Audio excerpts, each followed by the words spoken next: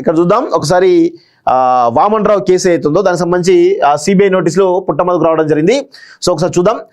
పుట్టమధుకు CBI నోటీసులు, నేడు రామగుండంలో విచారణకు రావాలని ఆదేశం, వామనరావు దంపతుల హత్య కేసులో కీలక పరిణామం అంటూ చూస్తా ఉన్నాం. సో ఇది చాలా చాలా చాలా చాలా ఇబ్బందికరమైనటువంటి అంశం ఎవరికి, పుట్టమధుకు. సో పుట్టమధుకు సిబిఐ నోటీసులు వచ్చిన తర్వాత ఆయన ఎంక్వైరీ చేస్తారు, దానిలో ఆయన పాత్ర ఏందని తేల్చే అవకాశం అయితే చాలా స్పష్టంగా కనబడతా ఉంది. తెలంగాణలో హైకోర్టు అడ్వకేట్స్ నాగమణి వామన్ రావు దంపతుల జంట హత్య కేసులో మరో కీలక పరిణామం చోటు చేసుకుంది.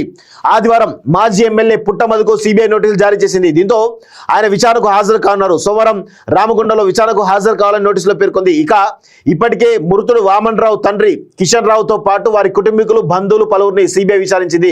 కాగా రామగుండం కమిషనరేట్ కేంద్రంగా గత నెల రోజుల నుంచి ఈ కేసుపై సుదీర్ఘ విచారణ జరుగుతుంది. అయితే పుట్టమధు సిబిఐ విచారణతో ఈ కేసుకు మరింత ప్రాధాన్యత పెరుగుతున్నది అంటూ చూస్తా ఉన్నాం. సో 100% దీనిలో పుట్టమధు ఇన్వాల్వ్మెంట్ ఎంత ఉన్నది ఏంటిది అనేది సిబిఐ విచారణలో తేటతెల్లమయ్యే అవకాశం అయితే కనబడతా ఉంది. సో చంపింది పుట్టమధు అనుచరులే, మరి అందులో పుట్టమధు ఆదేశాలతోటి చంపినరా లేకపోతే ఇంకా వేరే వేరే ఇతరత్ర కారణాలతో చంపినరా అనేది కొంత ఈ విచారణ తర్వాత కొలిక్కి వచ్చే అవకాశం అయితే చాలా స్పష్టంగా కనబడతా ఉంది.